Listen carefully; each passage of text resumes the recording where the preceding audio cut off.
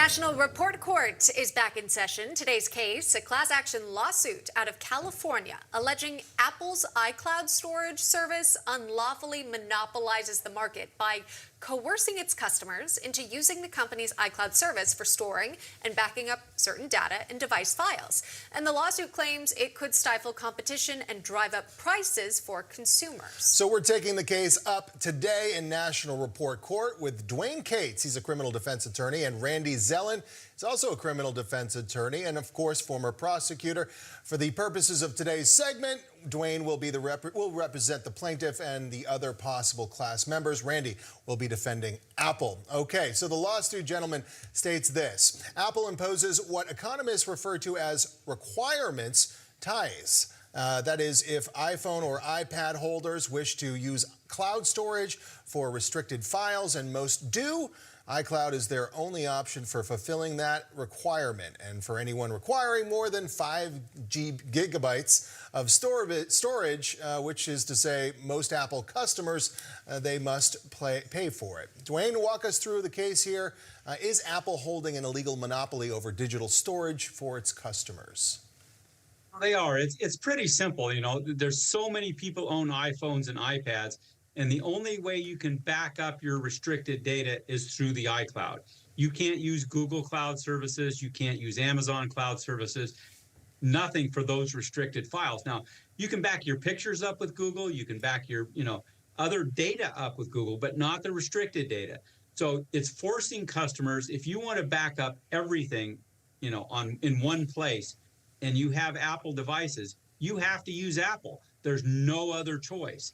And so the choice is, okay, have 2 iCloud accounts and pay double, okay, or have one iCloud account and just pay one time. And so that gives Apple super pricing power, and it's a monopoly. There is no other game in town other than iCloud. So Apple has not formally responded to a request for comment in the lawsuit, but Randy, can you walk us through what the defense in this case might be? Yes, if I were defending Apple, I would start out from the simple standpoint that Apple has a superior product. That's number one. Number two, if you don't want to use iCloud, don't get an iPhone. Number three, much like when I go to a shoe store, I can't buy one shoe. I have to buy 2 shoes.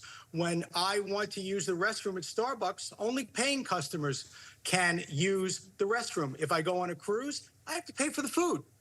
So it is not what we call an illegal tie-in. And by the way, I would finish it off by saying, if I see numbers of 70% market share, that means they don't have 30% of the market share. If I'm hitting 300 as a baseball player, I'm an MVP candidate. This is why I hate lawyers. This is a non-lawsuit lawsuit. Dwane, the lawsuit also states that, quote, Apple has marked up its iCloud prices to the point where the service is generating almost pure profit. Apple's ability to sustain these prices is a testament to its monopoly power. And here's a graphic that is laid out in the suit as well. Dwane, how does this play into the case, the fact that 80% of Apple's gross margins come from iCloud?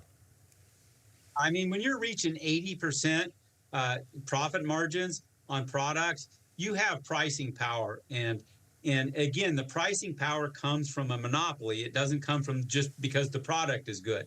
If you could back up your sensitive data on Google Cloud or in Amazon's cloud-based programs, a lot of people would probably do it. Then you would have people competing, and the profit margins would go down naturally because of competition.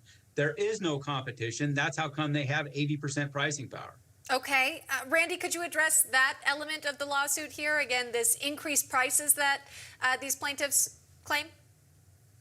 Yeah, sure. First of all, last time I checked, we live in a capitalistic society, manifest destiny. We're all here to make the most amount of money that we can. And number two, I don't think anyone's holding a pity party for Amazon or for Google these days. Okay. Interesting arguments. Gentlemen, Randy and Dwane, stand by if you can. Wanted to bring in now former federal prosecutor Doug Burns. He's been listening in, going to play judge and jury. Doug, where do you land in this case? Well, this is what they call a monopolistic tying agreement, which is if you buy the product, you can only use this accessory along with it. But Randy makes a great point. If I buy a pair of shoes, it's like they're monopolistically making me buy the other shoe. So the truth is sort of in between.